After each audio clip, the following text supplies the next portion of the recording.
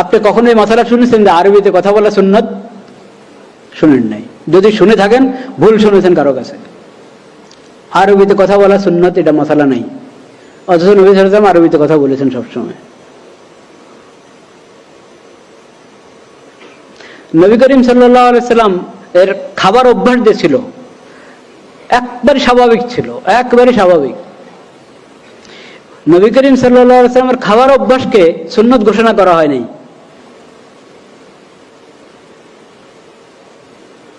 নবী করিম সাল্লাল্লাহু আলাইহি ওয়াসাল্লাম খাবার অভ্যাস যদি সুন্নত ঘোষণা করা হতো তাহলে কি অবস্থা হতো আমাদের?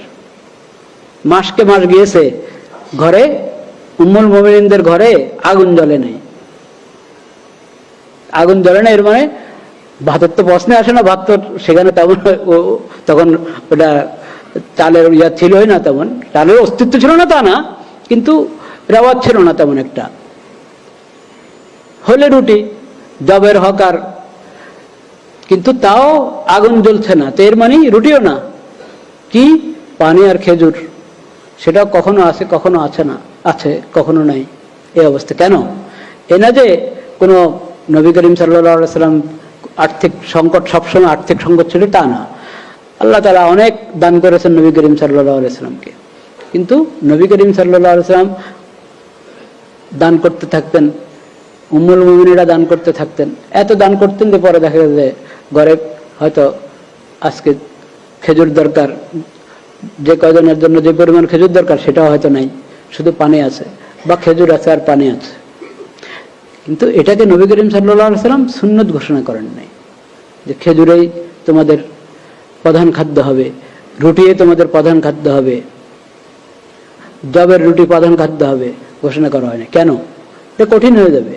পোশাকের ব্যাপারে ধরেন, কোন রঙের পোশাক হবে, কোন ধরনের পোশাক হবে, কোন এলাকার পোশাক হবে, কিচ্ছু না, কিন্তু টাকনার উপরে রাখো, পুরুষ টাকনার উপরে রাখবে, এটা বিধান, এটা ওহী ছাড়া জানা যাবে না।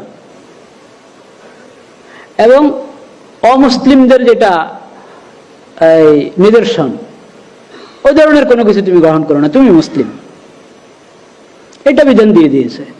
এবং পোশাকের উদ্দেশ্য হলো সতর যাতে না দেখা যায়, তাহলে ওরকম পোশাক হইতে হবে যে সতর দেখা যাবে না। এরকম মোটা দাগের কিছু বিধান দিয়ে দেওয়া হয়েছে। এরপরে উন্মুক্ত ছেড়ে দেওয়া হয়েছে, কে সালোয়ার পরবে, কে লুঙ্গি পরবে, কে চাদর, কে জামা, জামা হলে কোন ধরনের জামা, কানিফারা না গোল না কি, কোনো কিছুকে বিধান বানিয়ে দেওয়া হয়নি। এরকম আপনি এক একটা জিনিস নিয়ে যদি চিন্তা করেন তো দেখবেন আমাদের এই শরীয়তের মধ্যে নবী করিম সাল্লাল্লাহু আলাইহি ওয়াসাল্লামের যে আদর্শ, এখানে ফরজের সংখ্যা আর হারামের সংখ্যা কম। সাধারণ সুন্নত, মুস্তাহাব, নফল এটার সংখ্যা বেশি, ফরজের সংখ্যা কম। এরকম হারাম, হারামের সংখ্যা থেকে দেখা যাবে হয়তো অনুত্তম, মাকরু, ওটার সংখ্যা হবে কি বেশি। একবারে হারাম ওটার সংখ্যা কম অন্যগুলোর তুলনায়। আর প্রয়োজনীয় কোনো কিছু ওটার মধ্যে বন্ধক, মানে প্রতিবন্ধক হবে, এই ধরনের বিধান নবী করিম সাল্লাল্লাহু আলাইহি ওয়াসাল্লামের পবিত্র সিরাতের মধ্যে পাওয়া যাবে না। আরেকটা হলো, বললাম যে কোনো অঙ্গন খালি নাই। শরীআতুন খালিদাতুন, শরীআতুন শামিলাতুন, শরীআতুন আম্মাতুন। নবী করিম সাল্লাল্লাহু আলাইহি ওয়াসাল্লামের যে সুন্নাত এবং সিরাত, ওটা কিয়ামত পর্যন্তের জন্য, কারণ উনি আখিরি নবী, খাতামুন নবিয়্যিন। তার উম্মতের পর আরেক উম্মত হবে না। তার উপরে হেদায়েতের যে কিতাব আল কোরআনুল কারীম অবতীর্ণ হয়েছে, এরপরে হেদায়েতের আর কোনো কিতাব আল্লাহর পক্ষ থেকে, ওহীর আর কোনো বাণী আসবে না, এটাই শেষ। তো তার সুন্নাত আর শরীয়ত শেষ শরীয়ত, তার উম্মত আখিরি উম্মত। এরপরে যদি কেউ বলে যে অমুকের উম্মত, এর মানে তার ইসলামের সাথে, কোরআনের সাথে কোনো কি নাই, সম্পর্ক নেই। আপনারা জানেন আমাদের এই দেশে আরেক উম্মত যে আছে, নবী করিম সাল্লাল্লাহু আলাইহি ওয়াসাল্লামের উম্মত ছাড়া আরো উম্মত আছে, জানেন তো? আপনার ধারণা আছে কিনা? হ্যাঁ, মির্জা গোলাম আহমদ কাদিয়ানি, তাকে কাদিয়ানি জামাত কি মনে করে? নবী মনে করে। আমাদের নবী, আখির নবী হযরত মুহাম্মদ মুস্তাফা সাল্লাল্লাহু আলাইহি সাল্লাম, হ্যাঁ, কিন্তু তার 1200 বছর বা একটু বেশির পর হলো মির্জা গোলাম মোহাম্মদ কাদিয়ানী। এই মির্জা গোলাম মোহাম্মদ কাদিয়ানী নবুয়তের মিথ্যা দাবি করেছে এবং কিছু লোক তাকে নবী হিসাবে মেনে নিয়েছে, তারা মির্জা গোলাম মোহাম্মদের উম্মত। এই যে নতুন আরেক উম্মত বের হলো, এই উম্মতের কোরআনের সাথে কোনো কি নেই, সম্পর্ক নেই। কোরআনের নাম নিচ্ছে, কোরআন প্রচার করছে, কোরআনের অনুবাদ করে প্রচার করছে। এই কিছুদিন আগে, কয়েক মাস আগে ইয়েতে জাদুঘরে তারা কোরআন প্রদর্শনী করেছে তারা। কারণ বুঝেন না, এটা তো কি বলে এটাকে, সমান অধিকার। বুঝতে পেরেছেন? সমান অধিকার তারা সেমিনার করতে চায়, কে মানা করবে? এটা একটা চিন্তার সমান অধিকার।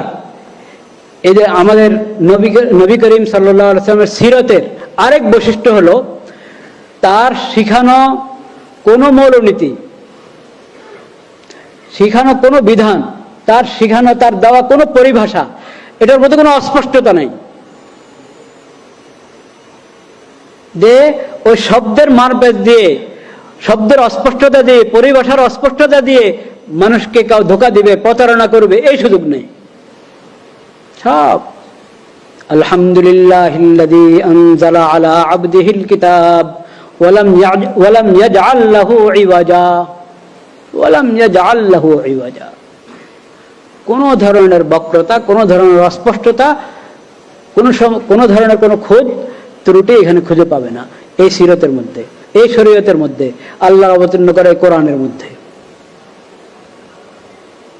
তো সমান অধিকার, এটা একটা পরিভাষা, এটা কোরআনের পরিভাষা না, নবী করিম সাল্লাল্লাহু আলাইহি ওয়াসাল্লামের সিরত এবং সুন্নতের পরিভাষা না।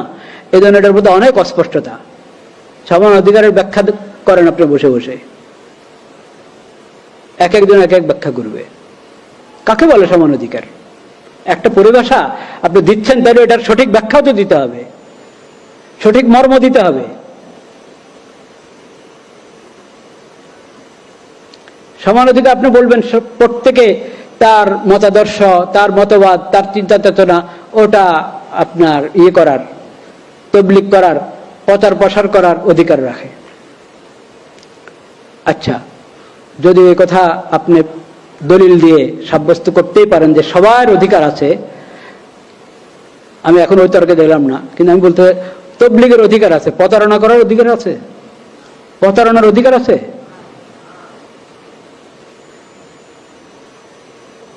তুমি কোরআন প্রদর্শনী করছো, তো কোরআন তুমি যদি 40 পারার কোরআন বের করে আনো, কথার কথা, মানে 114 সূরা, আপনি আরো আরেক সূরা বাড়িয়ে কোরআন প্রদর্শনী করছেন, এটা কোরআন প্রদর্শনী হলো না ধোঁকা হলো? ধোঁকা হলো। ঠিক এরকম একটা সূরা বাড়ান নাই, একটা আয়াত বাড়ান না, যা আছে তা ওটাই প্রদর্শনী করছেন, কিন্তু ওটার অনুবাদ করা হচ্ছে বিকৃত করে, অনুবাদ করা হচ্ছে বিকৃত করে। তারা কাদিয়ানীরা যতগুলো তাফসীর বা অনুবাদ গ্রন্থ প্রচার করে, তারা সবগুলোর মধ্যে বিকৃতি আছে, কোরআনের বিভিন্ন পরিভাষার বিকৃতি আছে, এবং এমন বিকৃতি ঈমান কুফর হয়ে যায়, কুফর ঈমান হয়ে যায়, হালাল হারাম হয়ে যায়, হারাম হালাল হয়ে যায়, এই ধরনের বিকৃতি আছে। আকীদা পরিবর্তন হয়ে যায়, এই ধরনের বিকৃতি আছে।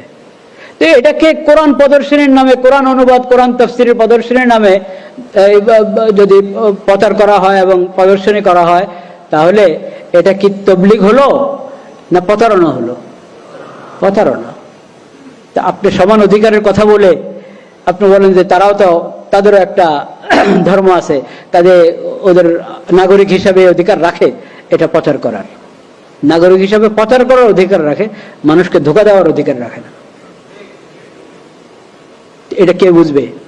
কাকে বুঝাবেন? আমরা কি বুঝি না, না বুঝেও বুঝি না? কোনটা?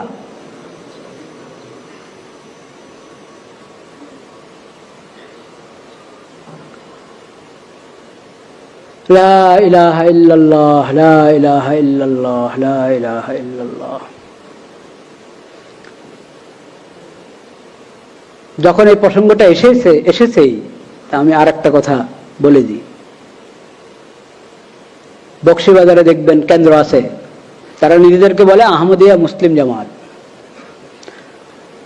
আহমদ সাল্লাল্লাহু আলাইহি ওয়াসাল্লাম আমাদের নবীর নাম না নাকি? ওয়া মুবাশশিরাম বিরাসূলিন ইয়াতি মিন বাদি ইসমুহু আহমদ, ওয়া মুবাশশিরাম বিরাসূলিন ইয়াতি মিন বাদি ইসমুহু আহমদ। ঠিক পড়েছি আয়াতটা? আহমদ নবী করিম সাল্লাল্লাহু আলাইহি ওয়াসাল্লামের নাম, মুহাম্মদ নবী করিম সাল্লাল্লাহু আলাইহি ওয়াসাল্লামের নাম। আহমদ সাল্লাল্লাহু আলাইহি ওয়াসাল্লাম মুহাম্মদ সাল্লাল্লাহু আলাইহি ওয়াসাল্লামের সাথে কোনো সম্পর্ক নেই কাদিয়ানী জামাতের। তারা আহমদের অনুসরণ করে না, তারা তো গোলাম আহমদের উম্মত। আবার তারা তাদের উপাসনালয়, খেয়াল করবেন আমি কি কথা বলছি, উপাসনালয় বলেছি কিন্তু মসজিদ বলি নাই, কারণ কাদিয়ানীদের উপাসনালয় মসজিদ নয়। মসজিদ তো হলো উম্মতে মুসলিমা, মুসলমানদের উপাসনালয়, যেটা